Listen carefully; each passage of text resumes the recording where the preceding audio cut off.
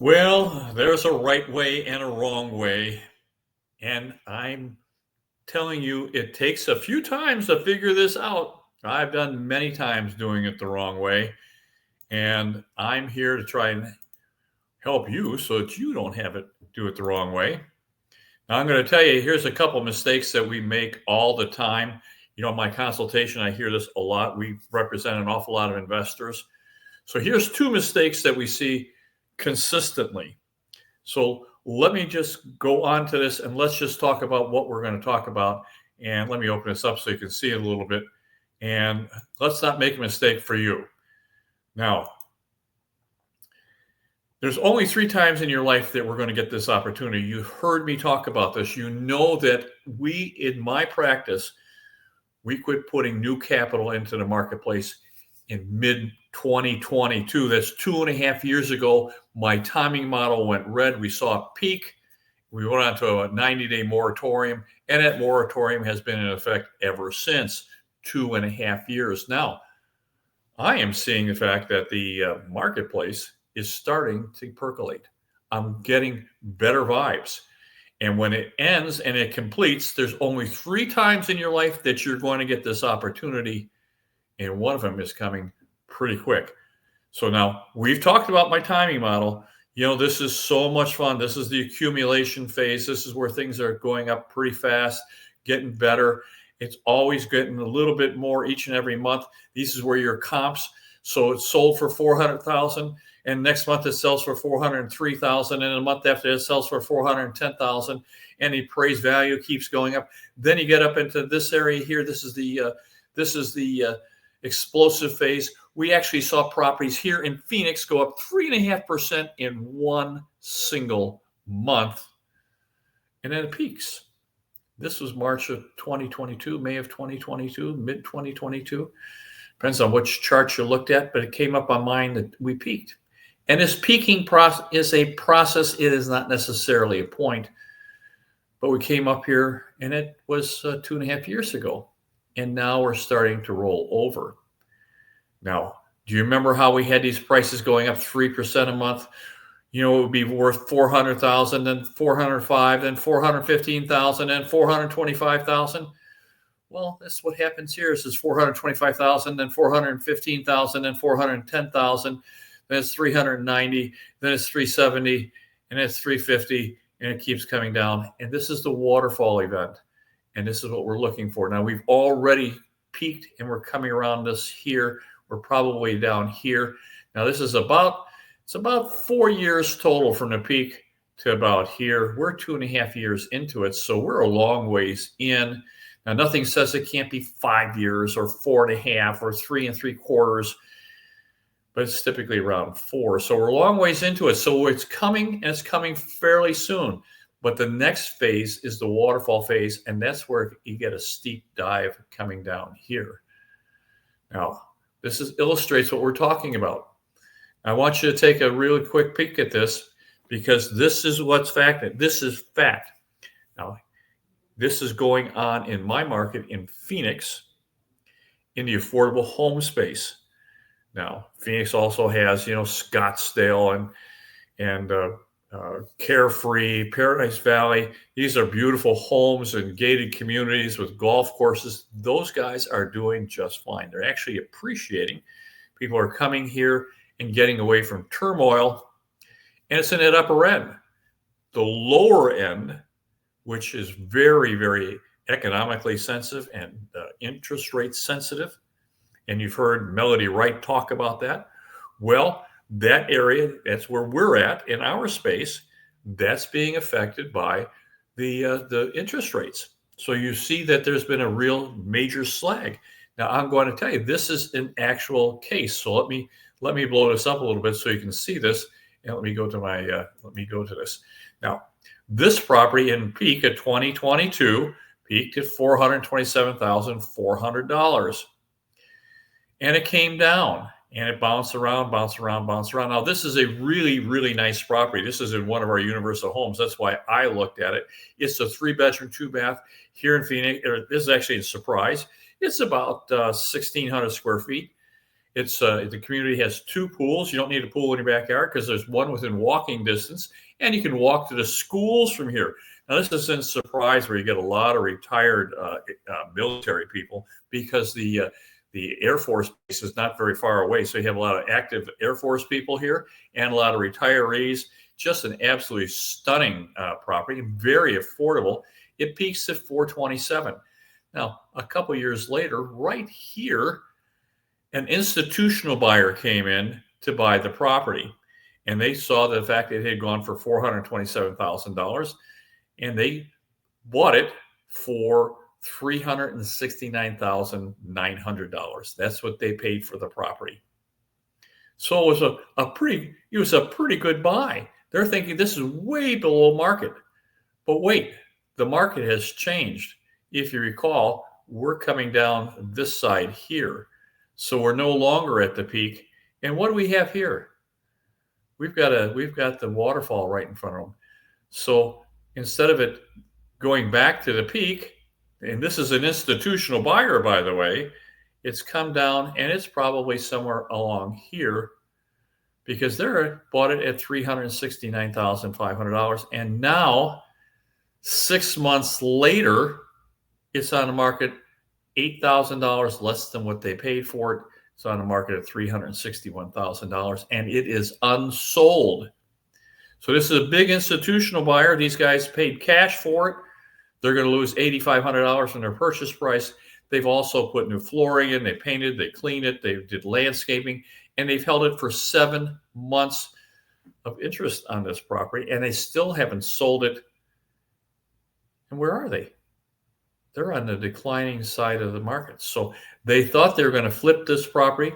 They thought they were going to be able to bring it back and put some money into the property and sell it for a lot more than what they bought it for. And instead, the market is now going the opposite direction, and they got caught. So this property is $66,000 below the peak. I think it's going to continue going down. I think I would be interested in this property down here around 310, 300, maybe even a little bit below, because you know that these guys are going to have to pay closing costs. They're going to have to pay commissions. They're going to have to pay probably some kind of concessions on interest rates, and they probably have $20,000, $25,000, maybe $30,000 in concessions that they're going to pay. And this property is going to drop from its low value, and it's going to sell for probably somewhere around here, would be my guess, under 350, 345, 330. And what does that do? What does that do? What does that do? Let's just think about that. Now we have a new comp, right? So it's coming down the other side of the cycle, and we have a new comp, much lower. So at one time we had a comp at 427, and probably the new one's going to be somewhere 350 to 3.25, much lower than the other. So what does that tell an appraiser? It's going to tell the appraiser that it's a declining market, and the new value now is 330 or 340, whatever it sells for. So who's going to, when you list your house, what does it get listed for? 330, 340, 345, something to negotiate with. And then you give concessions, and that's how these things drop. So a few houses make all the difference in the world for that. Let me go to my next slide. Let's just talk about what this does and what this means to you. So now if you're flipping a property and you're looking at this and you're thinking, well, here's one of the greatest mistakes, is that you don't recognize that the market is against you. This is one of the worst lessons that you can learn. So you see a property, you say, oh my gosh, what a great piece of property. All I have to do is fix a few things, put $10,000, $15,000, put some new cabinets in, some countertops. Maybe I only have to paint the cabinets, clean up the landscape, and I can make $20,000 or $30,000 or $40,000 on it. But the margin isn't enough, because what we forget, and what I see all the time, is that they lose track of the fact that, yes, the market is going against them. And so instead of it selling for 360 or 370, you buy it, or 380, you pay 368, 369.5 for it, expecting to sell it for 390. You sell it, or for 390, you sell it for 300 or 290, and you take a pretty big loss. That is a That's a lot to swallow. I see this all the time. So you have to be very, very careful if you're flipping or you're buying, and you're buying at this time frame in this jeopardy period. You need to make sure that you have lots and lots of margin in there. You have to, not this much, you have to have a lot of margin, because the market very well could go against you. Now, again, it depends on your price range.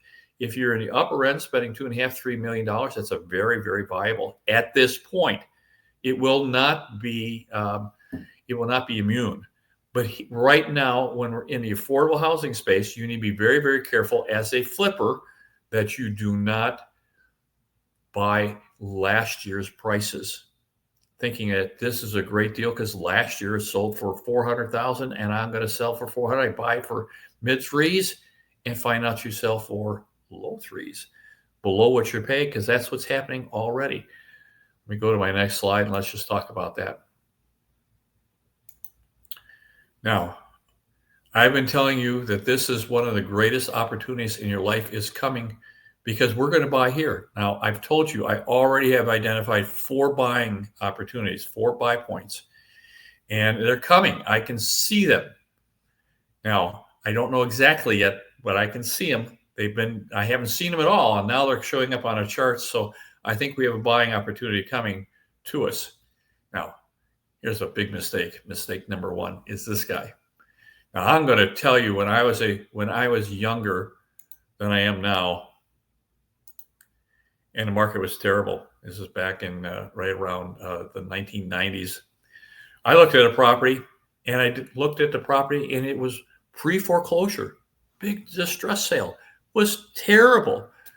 Needed some cleaning, needed some painting, but it was a really good property. It was a 3-bedroom, 2-bath, 2-car garage with a swimming pool and a fireplace, and it was on sale. It was a terrific buy. Market was terrible, just terrible. And I bought it. I did the work on it. I had a 12 cap. What a great deal that was. And of course, once I fixed it up and did some value add, I was going to do even better than that. Probably go up to 15, 16, 17 cap. Wow, what a great deal. Well, I went back to my office and I'm doing the paperwork for myself, and Uncle Eddie came by. Now, Uncle Eddie didn't own anything. Terrible. But he wanted to give out advice. Always give out advice. Just like a maven, want to tell you what to do. And of course, I was a lot younger. And I'm buying this property. I'm thinking, I am so excited. This is going to rent so well. I'm going to make so much cash flow on this property. It's just a great deal. And he stood in front of me and said, "Are you crazy? Is there something wrong with you? Have you lost your mind? You're buying a property when the market is like this. You're buying a property. It's going to get foreclosed on. You'll never get a tenant. And you're going to be so terribly unhappy that you bought this." Well, he scared me. He scared me. And he was right. The market was terrible. It was terrible. Let me go back to my slides here, and let's just talk about why it was terrible. And when we talk about this is terrible. This is debt and capital destruction on a massive scale coming down here. And this is not fun. This is people losing their houses, losing their cars, losing their jobs, losing their businesses. This is when the banks quit lending. This is when you see apartment buildings that are being sold that were bought on 2.5 caps, selling for 5 or 6 caps, which makes the value of the properties down 30, 40%, way below their value of their loan. So you start seeing, and this is going on right now in commercial properties. It's going on all over. And so properties are, equities being wiped out. And then, of course, they're being short sold, foreclosures, and that's what you see. This gives lots of stress. But when you have lots of stress, what does it give you? When you have lots of stress, tremendous opportunities, just tremendous opportunities. And this is coming. Only 3 times in your life is this opportunity coming. Let me go to my slide here. So don't let this guy talk you out of it. When you are going to be scared, but when you see a deal, they're coming. They're not yet. Don't buy yet. And if you buy and you want to flip, you got to make sure you've got a huge margin. But there is a huge opportunity coming, and don't let these people talk you out of it. The greatest mistake I personally made,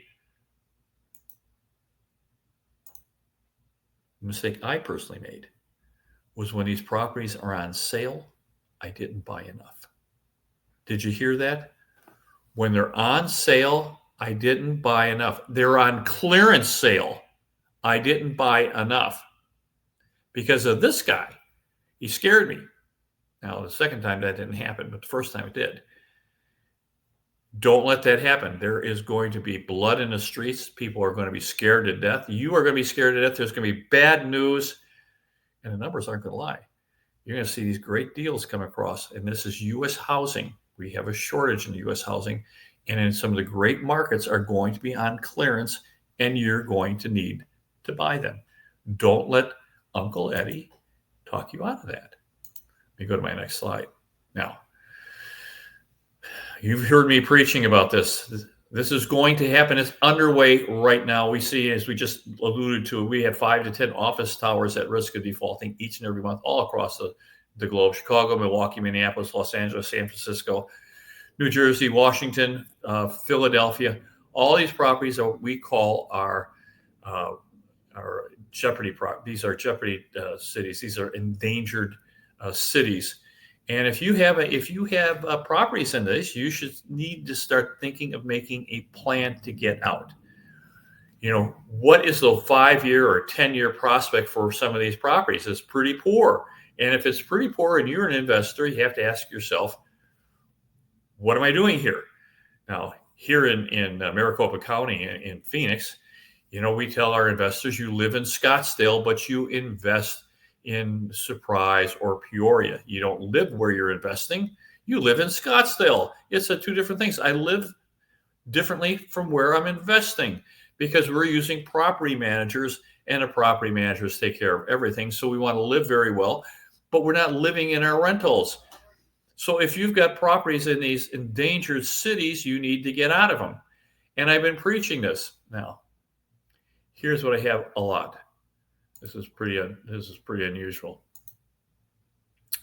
People sell their properties, sell them, and they call us and say, "Well, we want to place our funds." We say, "Well, great. What are you going to do with it?" Well, we want to move our properties from Seattle or from St. Louis or Chicago or Minneapolis and move them into a better market. We'd like to come to Phoenix, Arizona, which is a phenomenal market. It has a long-term potential. So we get a lot of people who want to do that. We go, "That's fine." We say, "What's your plans?" They said, "Well, we've already closed." And they say, "We've got $1.2 million to place." Okay. Let me go to my next slide. Let's just talk about this. Making your decision is a process. You need to talk to your investment advisor, because one of the biggest mistakes we see is someone not doing a 1031 exchange. So not only do you not buy enough, but when you buy them and you sell them, they sell the properties and completely cash out. Now, if you do a 1031 exchange, we can transfer the properties and move the properties to Phoenix, or get up close to where the chip. We've got so many chip manufacturers that are under construction right now. They're just coming into operation, employing thousands of people. They're all going to need a place to live. So great rental market. You can easily get into that by moving from Chicago, but you need to do a 1031 exchange. There is no capital gains event if we do a 1031 exchange. And 1031 exchange, doing the getting a qualified intermediary is very, very inexpensive. Same thing that you do. All you do is sell the property, but if you do a 1031 exchange into the new properties, very, very easy, very well done. We've been doing tons of them.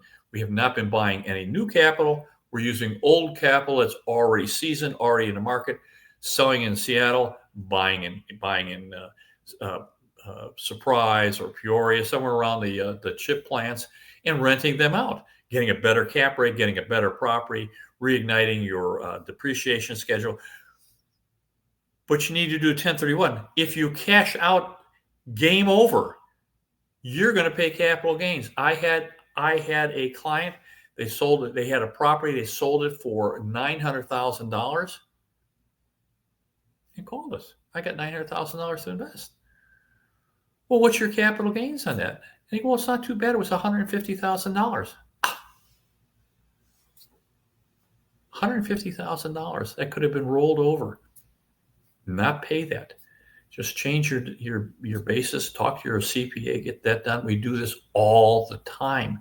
So if you're not doing a 1031 exchange, that's a huge mistake. You're leaving money on the table, big money on the table. Now, we have a very small booklet. If you're interested in that, I'm going to put my email down below this.